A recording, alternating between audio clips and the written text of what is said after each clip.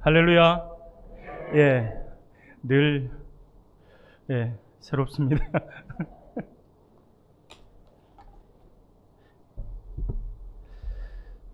오늘 우리가 함께, 이지역 헌신 예배로 우리가 함께 드리면서, 예, 잠시만요.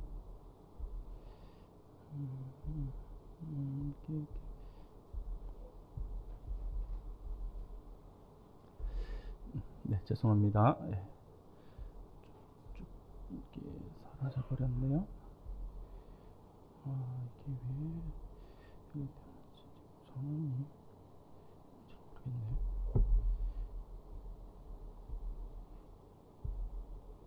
네, 죄송합니다. 이 상황이 좀 이상하게 비춰가지고. 네, 우리가 올해 들어오면서 지역 우리가 나누어서 또 지난달에 1지역 헌신 예배로 드리고요. 오늘 우리가 2지역 헌신 예배로 하나님 앞에 영광을 돌려드립니다. 1지역 헌신 예배와 2지역 헌신 예배를 준비하면서 우리 교회가 그리고 우리 성도가 세상 속에서 우리가 어떻게 살아야 되고 또 그러기 위해서 우리 교회가 또 어떻게 되었으면 좋겠다, 이런 모습을 가졌으면 좋겠다라는 바람들을 가져보았어요. 그러면서 올해 2024년을 준비하면서 우리가 외부 강사님을 초빙하지 않고 여러분들 함께 말씀을 통해서 우리 교회가, 우리 목장이, 또 우리 또 지역이 이렇게 또 성장했으면 좋겠다, 이런 마음으로 갔으면 좋겠다라는 마음으로 지난달 우리가 1월 1지역 헌신 예배를 통해서 여러분들 말씀을 기억하는지 모르겠어요. 이 시대 교회의 힘이라는 제목으로 말씀을 나누었습니다.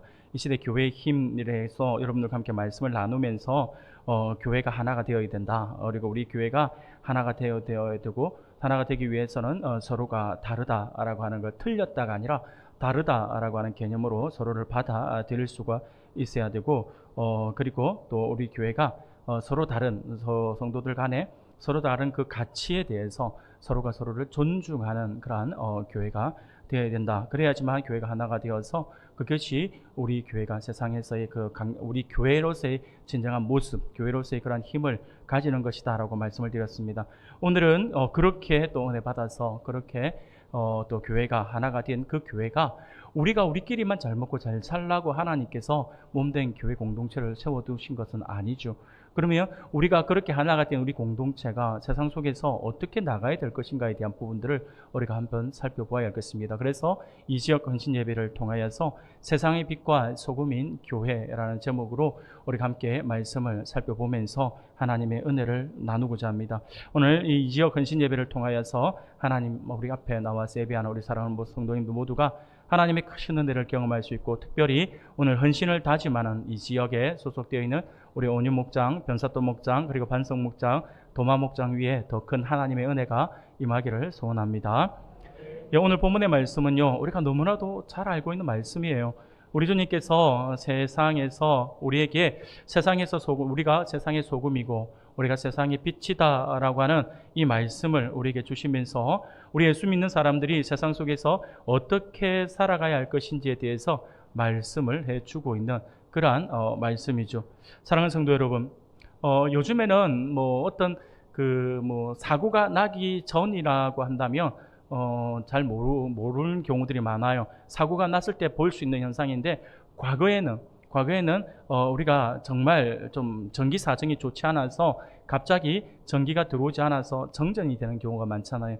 요즘에는 그런 경우가 거의 없어요. 그렇죠? 어떤 누군가가 이 고압 전선을 막 건드려 가지고 끊어졌다 하지 않는 한 정전 상태는 없습니다. 그러나 과거에는 어떻습니까? 정전 사태가 제가 어릴 때만 하더라도 정전 이렇게 많이 일어났어요. 많이 일어났는데 제가 생각할 때는 그래요. 일부러 그런 건 아닌데 꼭 제가 재밌는 TV만 보면 꼭 정전이 일어나더라고요. 그래 하도 그게 몇 번 당하다 보니까 재밌는 만화 영화라든지 이런 게 오래간만에 딱 TV에서 해주면 만화 영화를 보는데 오늘 또 정전되면 어떡하지? 그걸 또 희한하게 또 정전 딱 전기 들어오면 또 그 만화 프로그램 다 끝나버리고 막 이런 경우들이 몇 번 부딪히는 바람에 정전 그러면 참 안 좋은 기억들이 많이 있습니다. 그래서 예전에는 정전되면 좀 여러 가지 어려움들이 많이 있었죠. 그래서 그 시대에는 더더욱이 이게 불빛이라고 하는 게 그리 많지 않아서 차들도 많지 않다 보니까 이게 정전 사태가 벌어지면요, 마을이 온통 캄캄해졌고, 그리고 집안에서는 바로 옆에 사람도 알아보지 못할 만큼 완전히 캄캄 암흑 세계에 빠져드는 것을 느끼게 됩니다. 그런데 그 정전이 잠깐 있는 어떤 그런 것이라고 하는, 잠시 불이 꺼졌다가 한 몇 분 뒤에 다시 딱 들어온다라고 하면 그나마 다행이지만, 길 때는 한 몇 시간씩 불이 안 들어올 때도 있었던 기억이 납니다. 그래서 정전이 되면 참 많이 불편했던 기억이 많이 있습니다.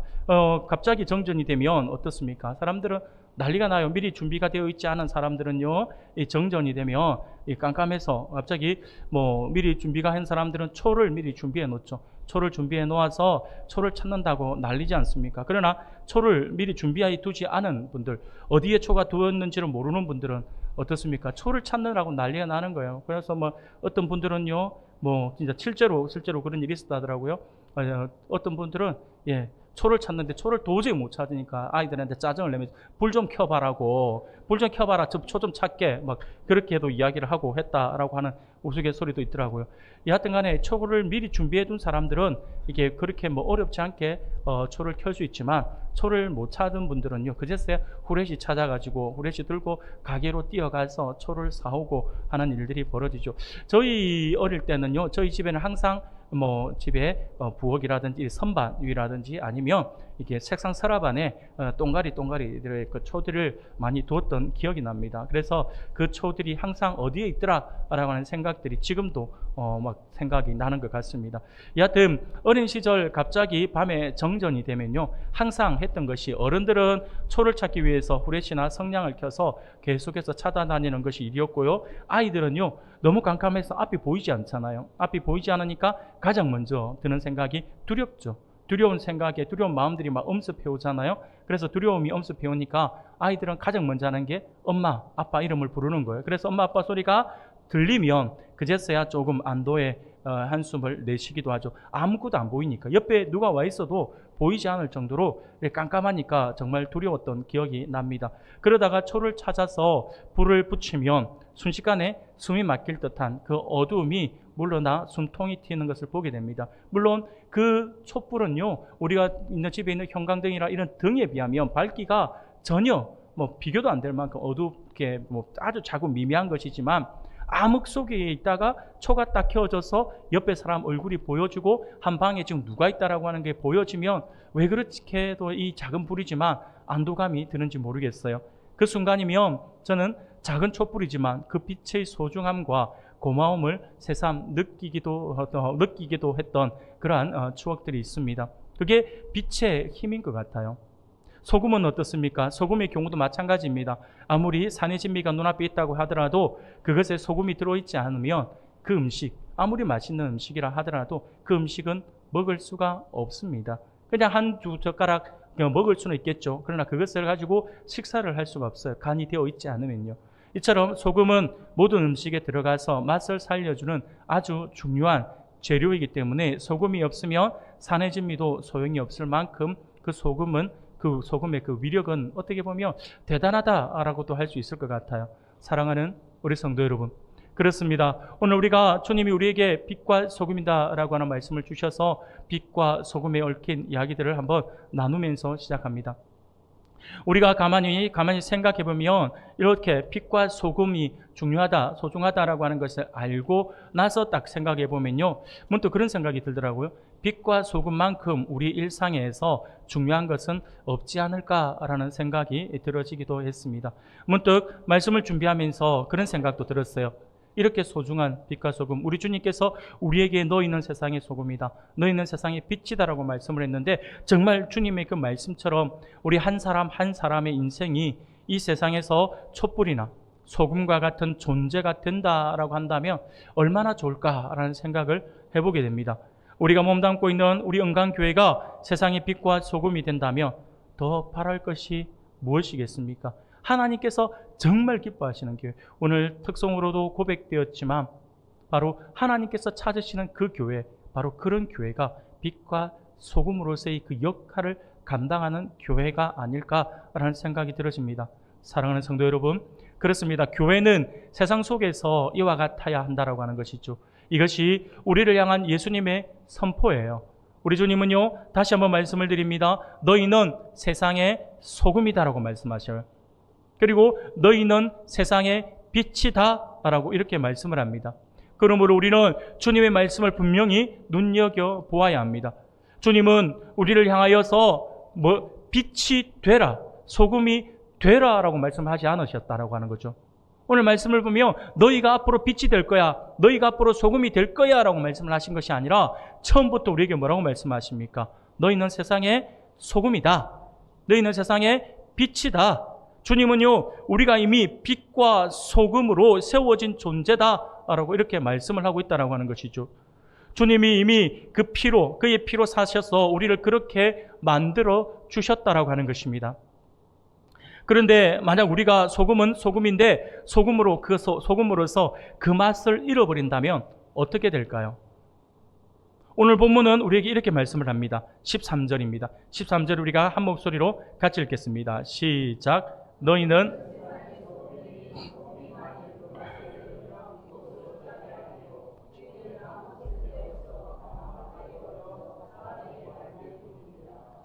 아멘. 너희는 세상의 소금이니 소금이 만일 그 맛을 잃으면 무엇으로 짜게 하리요? 후에는 아무 쓸데없어 다만 밖에 버려져 사람에게 밟힐 뿐이다 라고 말씀을 하세요. 그런데 우리가 이 말씀을 잘 이해를 해야 합니다. 오늘날의 소금 개념으로 접근하면 이 말씀을 이해할 수가 없어요. 소금의 맛을 잃는다, 이게 무슨 말이지? 소금의 맛을 잃으면 밖에 던져서 사람들에게 밟힌다, 이게 무슨 말일까? 지금의 우리가 알고 있는 상식과 소금에 대한 상식으로서 가지고 있는 그 지식으로서 이 말씀을 보면요, 이 말씀은 이해될 수가 없습니다. 그러나 우리가 조금만 살펴보면요, 예수님 당시의 그 모습으로 우리가 접근해 보면 이게 이해하기가 쉬워요. 쉽게 말씀을 드리면 예수님 당시의 소금은요, 오늘날처럼 잘 정제된 소금이 아닙니다. 이스라엘에는요, 여러분들이 아시는 것처럼 사해라고 하는 바다가 있죠. 사해의 염분 농도는요, 자그마치 34%가 된다라고 이야기합니다. 보통 지구의 바다의 평균 염분 농도는요, 어떤 분들은 2.7%다라고 이야기하시는 분이 있고, 어떤 분은 3%, 또 어떤 분은 3.3% 이렇게까지 이야기를 하는 것 같아요. 그럼 2.7%도 있고 3.3%, 그냥 우리 절충안을 해서 3%라고 한번 생각해 봅시다. 바다에 지금 이제 우리 지구상에 있는 바다의 염분은요, 3% 정도가 됩니다. 그런데 사해 바다의 염분 농도가 34%라고 10배가 넘는 염분 농도가 된다라고 하는데, 그 사해가 어느 정도로 이게 염분이 많은 그러한 바다인지를 우리가 알 수 있다라고 하는 것이죠. 그래서 이 바다에는요, 생명체가 살 수가 없어요. 생명체가 살 수 없는 죽음의 바다인 거죠. 그래서 죽음의 바다라고 하는 그 이름으로서 사해라고 불려진다라고 하는 것이죠. 그런데 우리 예수님 당시에 이 사해 주변에는 소금산이 있었어요. 소금산. 그런데 물론 지금도 세계 각곳에 보면 내륙 지역인데도 불구하고 그 내륙 지역에 소금산이 간혹 있는 곳이 있습니다. 예수님 당시에 이스라엘의 사람들은요, 여하튼 이 사해 옆에 있는 이 소금산에서 소금을 캐내어서 그것을 사용을 했습니다. 우리처럼 바다에서 바닷물을 끌어와가지고 바닷물을 가두어서 소금을 만들어내는 것이 아니라 소금산이 있어 그 소금산에 가서 소금을 캐내온다라고 개념을 깨는 거죠. 그래서 소금을 캐내와서 그것을 사용하는데, 그런데 그렇게 캐내온 소금은요, 우리가 생각하는 그 소금, 굵은 소금, 이렇게 소금 그 자체로 쓸 수는 없어요. 왜냐하면 이미 그 소금산에서 캐내는 소금은요, 돌멩이와 섞여가지고 묶여가지고 한 덩어리를 만드는 거죠. 덩어리가 되어 있어요. 그 덩어리로 되어 있으면 여기 덩어리에는 소금의 염분을 가지고 있는 소금도 있고요, 여기에 돌멩이도 같이 있는 거죠. 그렇기 때문에 이것을 가지고 그대로 음식에 넣어 먹을 수는 없어요. 그럼 이걸 어떻게 하냐면 조그만 항아리, 소금 항아리를 만들어둬요.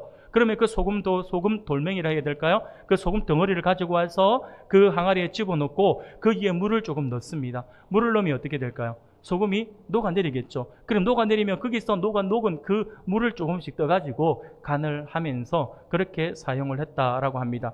그렇게 사용하다가 시간이 흘러요. 시간이 흐르면 당연히 짠맛이 이제 다 우러져 나오면 무엇이 남을까요? 돌멩이만 남겠죠. 그래서 그 돌멩이만 남는데 그 돌멩이만 남게 되면 짠맛이 다 없어졌기 때문에 이 돌멩이 뭐 할까요? 당연히 밖에 버리는 거죠. 아무 쓸모없는 돌멩이가 되어버리니까요. 그래서 밖에 버리게 되고 사람들에게 밟히게 된다. 지나가는 사람들이 그것을 밟게 된다라고 하는 거죠. 그 의미예요. 그것을 아셔야지만 이 말씀의 의미를 우리가 쉽게 알 수가 있다라고 하는 것이죠. 이것이 바로 소금이 맛을 잃으면 밖에 버려져 사람들에게 밟힌다라고 하는 그러한 의미인 것이죠. 빛은 어떻습니까? 빛은요, 등불 하나면 온 방을 밝힐 수가 있습니다. 그러나 그 등불을 만약에 어떤 큰 그릇이나 어떤 것으로 그 등불을 덮어 가두어 버린다라고 한다면 어떻게 될까요? 방은 여전히 어두워지고 말겠죠. 빛이 비춰지지 않으니까요. 요즘 우리 젊은 세대들은 알 수 없겠지만 예전에는 우리가 등화관제라고 하는 것이 있었잖아요. 기억하시나요? 등화관제라고 하는 것이 있습니다. 물론 이 군생활 하신 우리 형제들은 등화관제를 쉽게 알 수 있지만 우리 일반 우리 시민들은 잘 모르는데 그럼에도 불구하고 예전에는 등화관제를 많이 해왔어요. 제가 기억으로도 했던 것 같아요. 민방위 훈련이라든지 간혹 가다가 등화관제 해서 오늘 가게에 있든지 어디에 있든지 등화관제를 하게 되면 전부 다 불빛을 다 막아버리는 그러한 훈련을 전 국민이 또 하기도 했습니다. 이 등화관제라고 하는 것은요, 전쟁이 일어나면 야간에 적의 공습을 피하기 위해서 불을 끄거나 불빛이 집 밖으로 새어나가지 못하게 차단하는 것을 등화관제라고 이야기를 하죠. 예전에는요, 조금 전에 말씀드린 것처럼 민방위 교육을 통해서 이 연습이 시행되기도 했었습니다. 그러면 집에 불빛이 새어나가지 않게 하기 위해서 두꺼운 커튼으로 막든지 아니면 아예 불을 꺼버리는 경우가 있습니다. 등화관제를 한다고 사이렌 소리가 들렸는데 만약에 불빛이 새어나오잖아요. 그러면 감시자라고 하라기는 그렇지만 길에서 이걸 알리는 그 사람들이 두드려요. 창문을 뚱뚱 두드리면서 불빛 새어나온다고, 여기 불빛 새어나온다고 하면 또 닫고 막 그런 식으로 막 했던 기억이 납니다. 그래서 이렇게 두꺼운 커튼으로 막든지 아예 그것들이 그냥 귀찮음이 아예 오늘 그냥 일찍 자는 날 아예 불을 꺼버리고 일찍 자는, 잠에 청하는 그러한 가정들도 있었다라고 하는 거죠. 가급적이면 달리던 차도 멈추어서 라이트를 끄라라고도 이야기를 하기도 했습니다. 그러면 그 순간 길거리는요, 완전 암흑 상태가 되어버리죠. 여하튼 이렇게 불빛이 차단된 불은 더 이상 빛으로서 그 역할을 감당할 수가 없게 된다라고 하는 것입니다. 사랑하는 여러분, 이게 오늘 우리 주님이 가르쳐 주신 가르침의 핵심입니다. 너희는 분명 소금이다. 너희는 세상의 빛이다 라고 말씀을 하셨는데 소금이 맛을 잃어버려요. 빛은 빛인데 그 빛이 감추어진 빛이 되어버린다라고 한다면 어떻게 될까요? 아무 쓸모없는 것이 되어버린다라고 하는 것입니다. 사랑하는 성도 여러분, 한때 우리 대한민국은요 1천만 성도를 바라보았습니다. 1천만 성도 시대라고도 이야기를 했습니다. 인구의 25%가 예수 믿는 사람일 때가 있었다라고 하는 거죠. 지금은 엄청 많이 줄었어요. 지금은 많이 줄어서 지금은 대략 넉넉하게 잡아도 한 17%, 한 18% 정도라고 이야기를 하는데 제가 볼 때는 그것도 많이 잡은 것 같다라는 생각이 들어집니다. 물론 이렇게 17, 18%의 수가 줄은 것이 교회에서 이탈해 나가는 것도 있지만 자녀가 태어나지 않으니까 인구수가 그만큼 주니까 또 이런 현상이 있다라고도 할 수가 있습니다.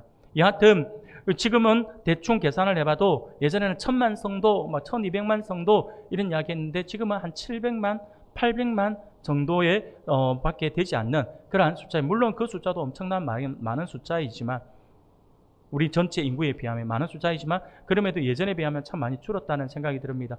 여하튼 이들 그리스도인이라 불리는 모든 사람들 1000만이든 아니면 800만이든 간에 이들 그리스도인이라고 불리는 모든 사람들이 세상을 밝히는 빛이 되고 맛을 내는 소금이 된다라고 한다면 우리 사회는 어떤 모습이 될까요?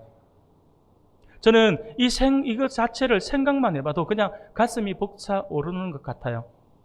그러나 안타깝게도 세상은 변하지 않았습니다. 1천만 성도일 때도 그랬고요. 지금도 그렇습니다. 세상은 변하지 않더라고 하는 거죠. 아니 오히려 더 악하게 변하고 있더라고 하는 것입니다.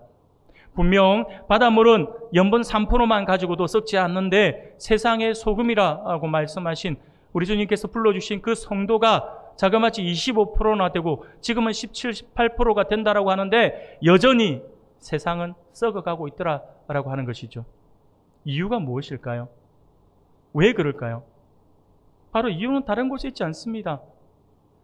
우리 그리스도인들이 소금으로서의 그 맛을 잃어버렸기 때문이다라고 하는 거죠.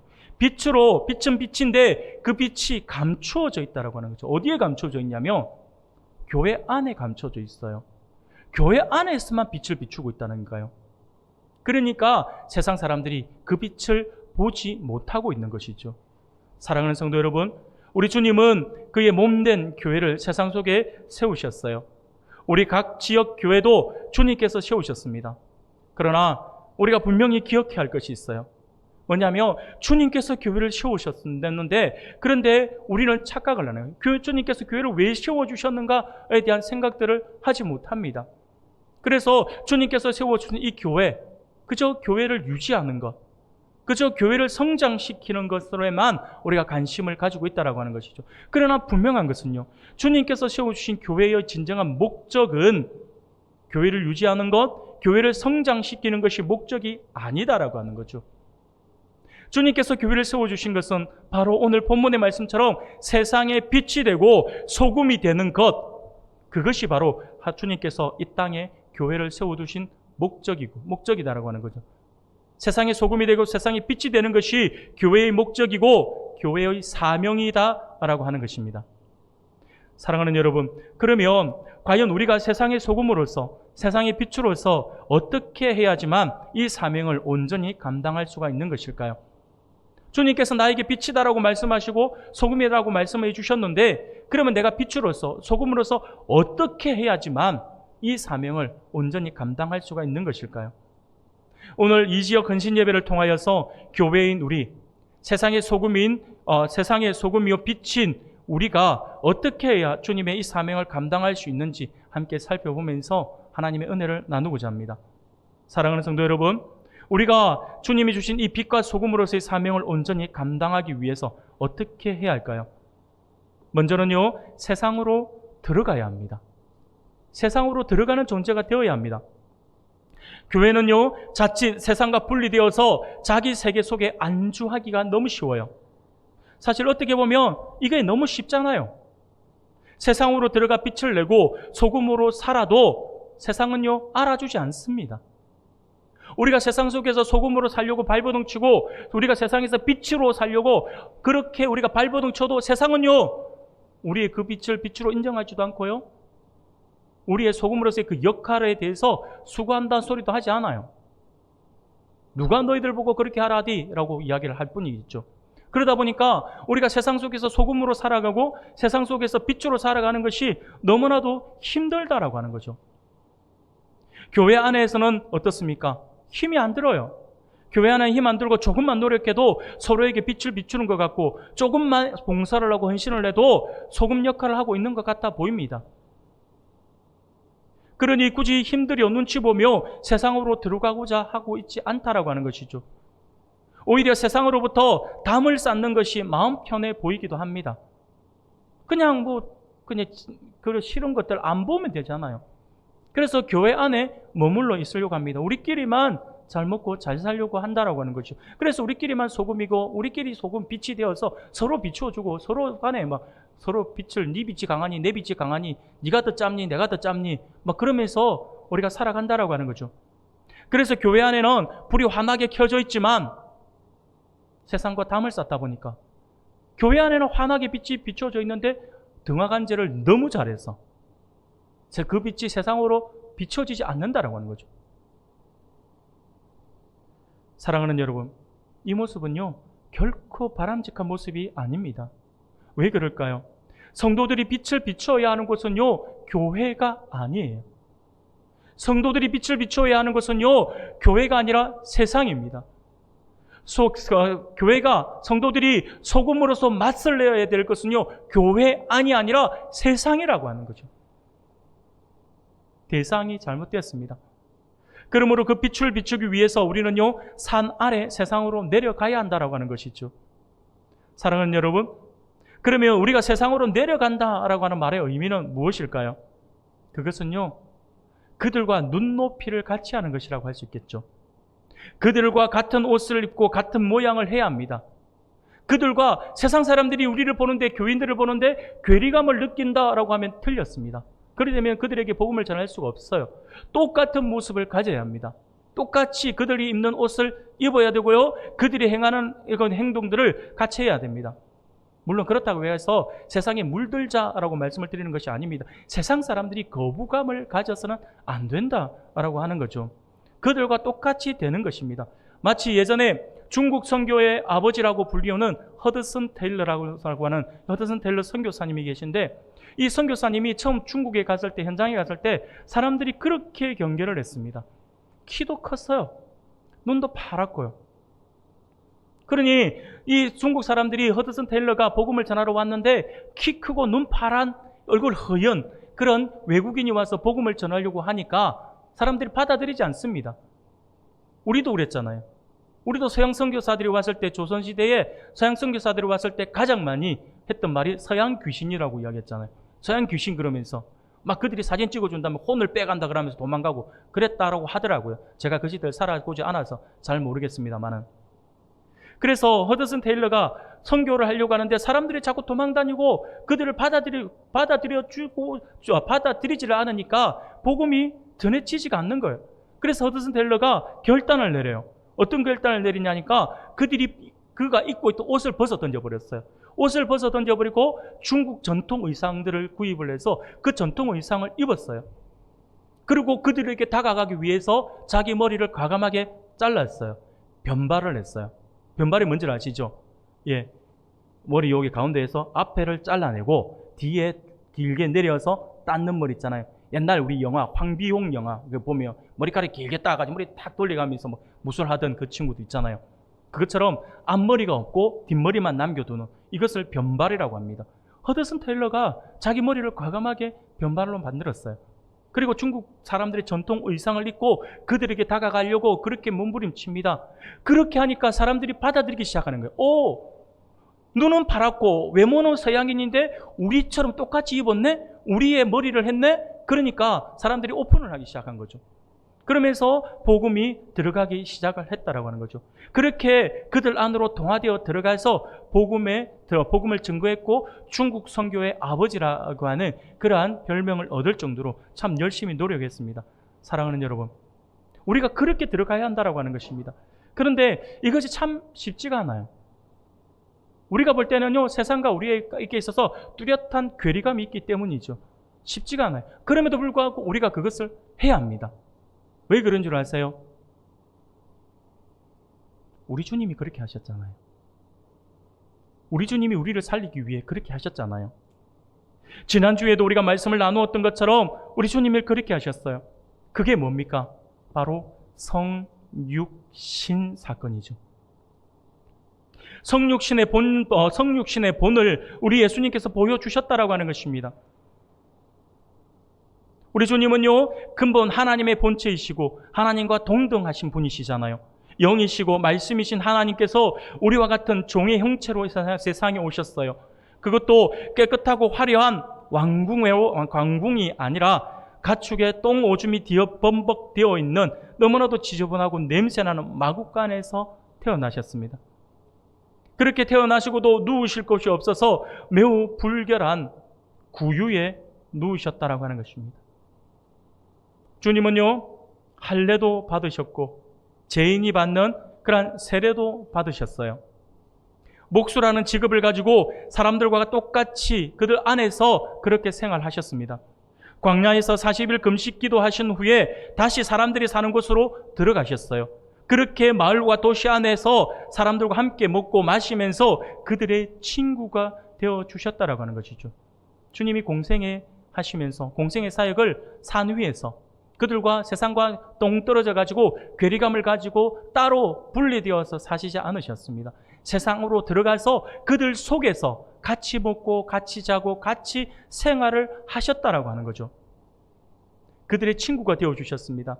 경건한 사람들뿐만 아니라 죄인들과도 어울리셨어요. 사랑하는 우리 성도 여러분, 오늘 한국 교회는요, 너무 세상과 분리되어 있는 것 같습니다. 교회는 도심 가운데 있지만 교회 자체는 은혜로운데 너무 산속 깊은 곳에 떨어져 있는 그러한 것인 것 같게 느껴집니다. 그러다 보니 교인들이 세상으로 내려가기를 꺼려합니다. 싫어합니다. 죄로 오염된 세상이라며 발을 내딛기를 거부합니다. 그러나 여러분, 우리는 분명히 기억해야 합니다. 분명 죄는 피해야 하는 것이 맞지만 세상은 피해서는 안 됩니다. 하나님께서도 세상을 이처럼 사랑하사라고 말씀을 하시지 않습니까? 세상은요, 우리가 싫어하고 꺼려하는 대상이 아니라 하나님이 사랑하는 그 세상, 우리가 역시 사랑해야 됩니다. 그들 안에서 우리가 동화되어서 세상에 물들어라 라고 하는 것이 아니라 우리가 품어야 되고 우리가 주님의 사랑을 증거해야 될 대상으로서의 그 세상입니다. 그렇기 때문에 우리가 하나님의 마음을 가지고 그들을 품어야 된다고 하는 것이죠.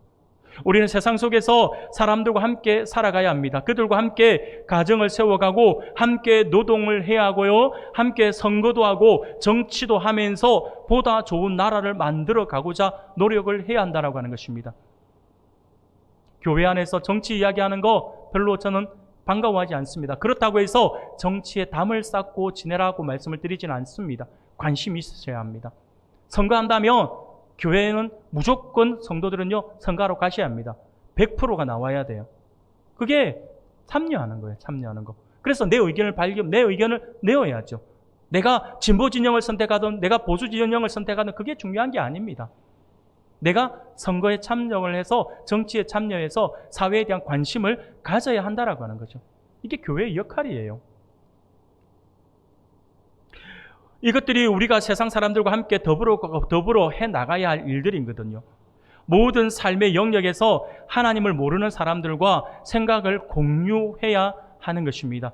거기서 복음을 실천하며 전해야 한다라고 하는 거죠. 그렇게 그들과 동화되어서 그들 안에 있어야지만 복음이 쉽게 전해져요. 교인들뿐만 아니라 교회도 마찬가지죠. 신앙 양심을 거스르는 것이 아닌 이상 한 사회의 법과 제도 그리고 질서를 잘 지켜야 합니다.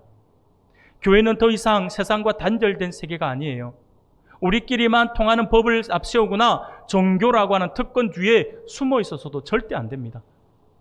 주님은 죄의 문제가 아니거나 하나님의 뜻에 거스르지 않는 한 모든 문화와 사회 규율, 율법을 존중하셨어요. 하나님의 아들이라고 하는 특권의식을 우리 주님은요, 절대 내세우지 않으셨습니다. 예수님 당시에 어떤 일이 있었냐면 이런 일이 있었습니다. 가버나움을 지나가는 길목에서 보며 통행세를 내는 곳이 있었습니다. 세를 받는 사람들이 베드로에게 다가왔습니다. 그러면서 하는 이야기가 왜 너희들은 이 길을 지나다니면서 통행세를 내지 않느냐라고 하는 거죠. 너희 선생은 왜 통행세를 내지 않느냐라고 물었어요. 이를 듣고 주님은 뭐라고 말씀하셨냐면 마태복음 17장 25절 26절에서 이렇게 말씀을 합니다. 이르되 내신다 하고 집에 들어가니 예수께서 먼저 이르시되 시몬아 네 생각은 어떠하냐? 세상 임금들이 누구에게 관세와 국세를 받느냐? 자기 아들에게냐? 타인에게냐? 베드로가 이르되 타인에게니이다. 예수께서 이르시되 그렇다면 아들은 세를 면하리라 라고 말씀을 합니다. 쉽게 말씀을 드리며 우리 주님은요, 당신이 누구이신지 너무나도 잘 알고 계셨잖아요. 천지 만물의 왕이시고 천지 만물의 창조주이신 하나님의 유일하신 분이시잖아요. 유일하신 아들이시잖아요. 하나님의 아들은요, 세상에서 아버지가 주인이신데 세금을 낼 필요가 없다라고 하는 거죠. 지금 그 이야기를 하는 겁니다. 그러나 주님은요, 그 다음 뭐라고 말씀하시냐면 내가 아들이기 때문에 세금을 내지 않는다, 않아도 된다라고 말씀하시면서 그 다음 뭐라고 말씀하시냐면 마태복음 17장 27절에서 이렇게 말씀을 해요. 그러나 우리가 그들이 실족하지 않게 하기 위하여 네가 바다에 가서 낚시를 던져 먼저 오르는 고기를 가져 입을 열면 돈 한 세겔을 얻을 것이니 가져다가 나와 너를 위하여 주라 하시니라 라고 말씀을 합니다. 쉽게 말씀을 드리며 세상 사람들이 실족하지 않도록 낚시에 잡은 고기의 그 입에서 한 세겔을 꺼내어서 주님과 베드로의 통행세를 내었다라고 하는 것입니다. 주님도 세금을 내셨다라고 하는 거죠. 사랑하는 성도 여러분, 이제 교회는 높은 곳에서 세상을 내려다보며 마치 스스로 깨끗하고 착한 척하며 그 부정한 세상을 정죄하는 그러한 모습이 아니라 내려와야 합니다. 내려와서 주님의 가르침과 보여주신 그 본을 본받아서 세상의 눈높이로 낮아져야 한다고 하는 것입니다. 그래야지만 그들이 교회인 우리를 인정합니다. 사랑하는 여러분, 교회가 세상을 비추는 빛이 되려고 하면 먼저 세상으로부터 그 빛을 인정받아야 하잖아요. 우리끼리만 빛이다라고 이야기를 하면 뭐합니까? 세상 사람들이 우리를 빛으로 인정하지 않는데요. 세상 사람들이 우리를 빛으로 인정하지 않으면 아무리 우리가 빛을 낸다 한들 그 빛이 될 수는 없다라고 하는 거죠. 세상 사람들이 우리가 세상에서 빛으로 살아가려면 주님께서 빛이라고 분명히 말씀하셨기 때문에 빛으로 살아가야 되는데, 그렇게 빛으로 살아가기 위해서 세상 사람들이 우리가 빛이다라고 하는 걸 알아야 되거든요. 적어도 교회가 세상 사람들의 법보다는 더 높은 윤리의식을 가지고 있다라고 하는 믿음을 세상 사람들에게 보여주어야 한다라고 하는 것이죠. 그것을 보여주지 못한다면 세상은 교회를 빛이라고 생각하지 않습니다. 그들이 볼 때 똑같다라고 생각이 들면 우리가 복음을 전해요. 그들이 뭐라고 할까요? 제가 자주 쓰는 말이죠. 너나 잘하세요라고 할 거예요. 똑같다는, 다를 게 없는데 뭘. 우리가 세상 속에서 여러분들이 친구들과 지인들과 믿지 않는 지인들과 관계에서 세상 사람들과 똑같이 행동하고 똑같이 욕을 하고 똑같이 생활을 하고 그들이 생각하는 것처럼 똑같이 야비하고 똑같이 이기적인 모습을 보이면 세상 사람들이 우리 보면서 뭐가 다르다고 생각할까요? 예수 믿는 너나 예수 안 믿는 나나 뭐가 다르냐고. 근데 내가 왜 교회를 나가야 돼? 예수 믿는 사람들에게 가장 무서운 말이 그 말이 아닐까요? 내가 너 따라서 교회 갔다가 너처럼 될까 봐 나 안 간다. 이러면 어떻게 할 겁니까? 이것처럼 무서운 말이 어디 있어요? 세상 사람들이 인정한다라고 하는 것은요, 바로 그거예요. 그들이 우리를 빛으로 인정해야지만 그 빛이 진정한 빛으로서의 그 역할을 할 수 있다라고 하는 것이죠. 우리는 세상으로 내려가야 합니다. 그들과 삶을 공유하려고 해야 합니다. 그리고 같은 눈높이로 세상의 눈에 맞춰야 합니다. 그래야 우리가 전하는 복음이 받아들여진다라고 하는 것이죠. 이것은 결코 세상과 타협하라라고 하는 말씀이 아니에요. 바로 우리 주님이 몸소 보여주신 성육신의 그 길을 따르는 것이다라고 하는 사실들을 아시고 우리가 세상 속으로 들어가서 주님의 사랑을 전해야 한다라고 하는 것입니다. 그래야지만 우리가 빛과 소금으로서의 사명을 온전히 감당할 수 있어요. 그리고 두 번째로 우리가 빛과 소금으로서의 사명을 어떻게 감당할 수 있을까요? 세상으로 그렇게 들어가서 우리가 세상과 똑같이 사는 것이 아니라 세상과 구별되어야 된다고 하는 거예요. 세상으로는 들어가되 세상과 구별된 삶을 살아야 한다고 하는 것입니다. 우리는 세상의 문화 속에서 죄와는 무관한 것과 죄의 요소를 충분히 내포한 일들을 구분할 줄 알아야 합니다. 무엇이 죄고 무엇이 죄가 아니다라고 하는 구분해야 되는 거예요. 많은 사람들이 이 부분들에 대해 착각을 합니다. 내가 안 좋은 이미지를 가지고 있으면 그것은 무조건 안 좋다라고 생각을 해요. 이유는 말하지 않아요. 그냥 싫어요. 왜? 내가 싫으니까. 내가 볼 때 그거 아닌 것 같으니까. 무조건 안 좋다라고만 접근을 합니다. 어떤 것이 있을까요? 처음에 나왔을 때 TV를 보고 그랬어요. TV 바보상자라 그랬잖아요. TV를 바보상자라고 이야기를 합니다. 그러면서 TV를 보는 것을 죄라고 여기는 사람들이 너무나도 많았어요. 그래서 누군가가 어떻게 TV를 가지고 들어왔는데 그 TV를 장롱 속에 집어넣는 분들도 있었다고 합니다. 안 본다는 이거죠. 세상과 물들기 싫다라고 하는 거죠. 컴퓨터나 인터넷도 마찬가지입니다. 컴퓨터나 인터넷을 죄의 도구로만 생각을 한다라고 하는 거예요.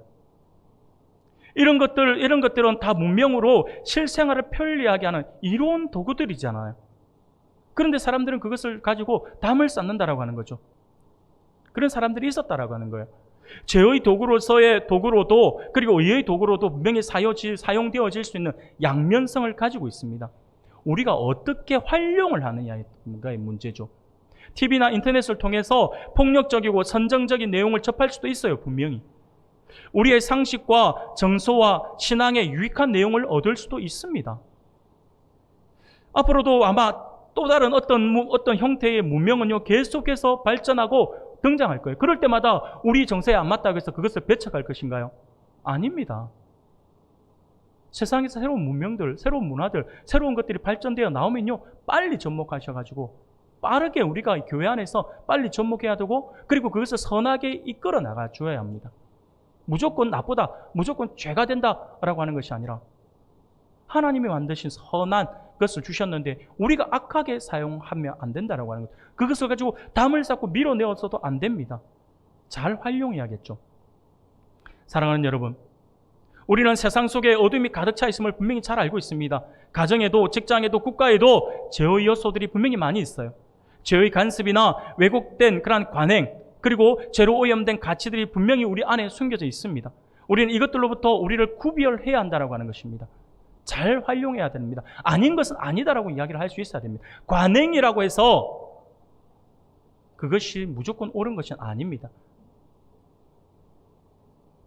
물론 우리가 이렇게 구별하는 것은요, 우리 자신을 사회생활로부터, 사회생활이나 문화로부터 분리하는 것, 그것을 이야기하는 게 아니에요. 구별은. 그렇게 생각을 하면 우리는요, 그릇된 이원론적인 삶을 살아가는 거죠. 그렇게 되면 안 됩니다. 모아이면 도식의 삶이 아니에요. 신앙은 그러한 사회나 문화에 숨겨진 죄악된 요소들로부터 자신을 분리하는 거죠. 그 안에 들어가 있대.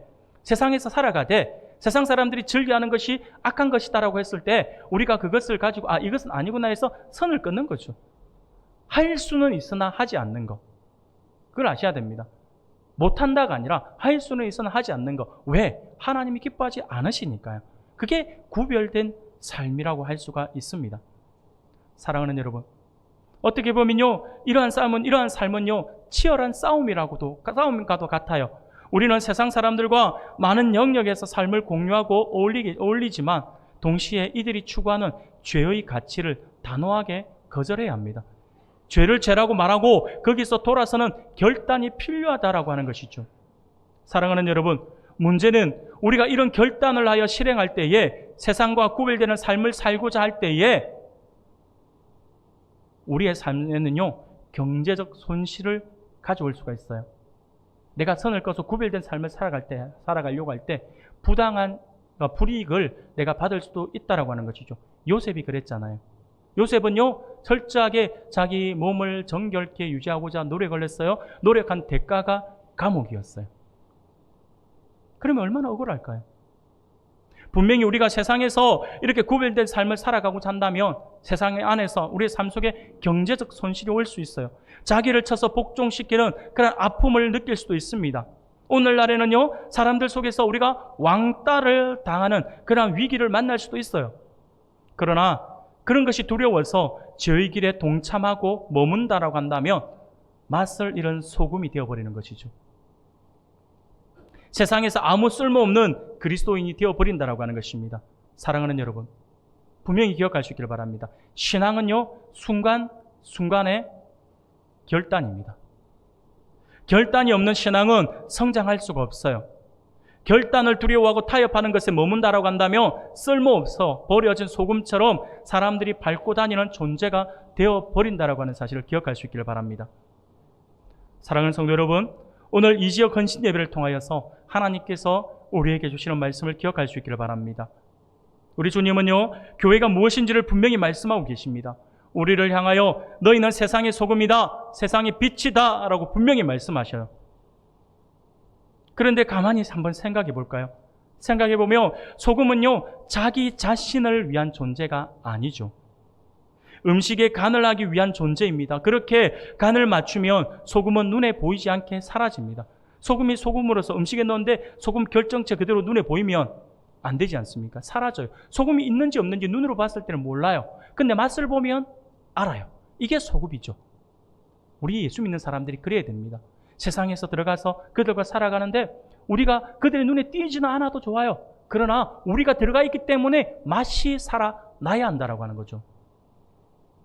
빛도 마찬가지입니다. 빛도 자신을 비추기 위한 존재가 아닙니다. 어두움을 밝히기 위한 존재잖아요. 이와 같이 교회도 그래야 합니다. 우리 교회도 자신을 위한 존재가 되어서는 안 됩니다. 세상을 위한 존재가 되어야 합니다. 이 사실을 우리가 분명히 기억해서 오늘 헌신을 다짐하는 우리 이 지역 성도님들, 그리고 함께 예배하는 우리 모든 성도님들이 우리 주님의 말씀처럼 세상을 위한 존재로서 온전한 소금과 빛이 될 수 있기를 소원합니다.